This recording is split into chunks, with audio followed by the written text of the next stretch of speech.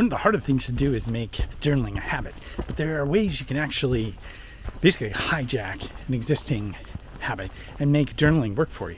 One of the easiest ways to do this is to basically do start off with a gratitude journal.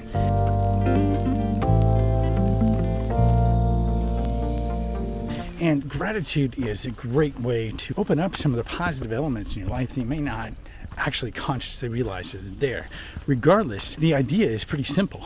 When you have your cup of tea or coffee, you're going to go ahead and write 3 things in your gratitude journal. And these are 3 things that you're thankful for. And in the process, you're going to just write down these 3 things. And it's very simple. Probably take you all 5 minutes.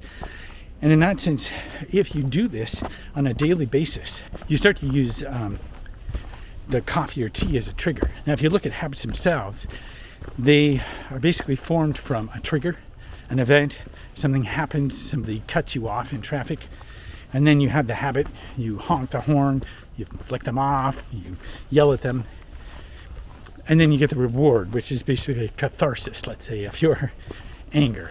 Okay, so that's very simply what habits are: trigger, event, and then reward.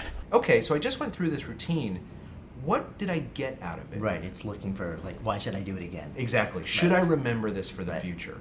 And that's why if you influence the cue and the reward, if you kind of play with these, you have such power, is because that's the opportunity to change how you're literally thinking about a pattern. Right. So what you're doing by having a gratitude journal is that you have the trigger, which is your cup of coffee, and you have the habit, which is writing down 3 things that you're thankful for. And then you have the reward, which are these good feelings that you get for your life in general. You're like, wow, I never thought of it. And oftentimes when you're first starting out, it's easy to come up with things. As you go along, it becomes harder and harder. But as you dig for more and more stuff, you realize more and more stuff is actually there.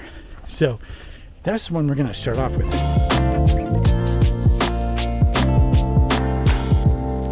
And you can keep it or not, but you do want to but it's good to recognize looking for triggers for your journaling process, whether it be a cup of tea, nighttime, waking up in the morning, or maybe you have a certain time of day where you're free. So by making the trigger an external event that is already happening in your day, then you are more likely to basically journal. Now, in the next video, we're going to go through some other exercises besides the gratitude journal that we can basically piggyback on to establish journaling as a regular habit.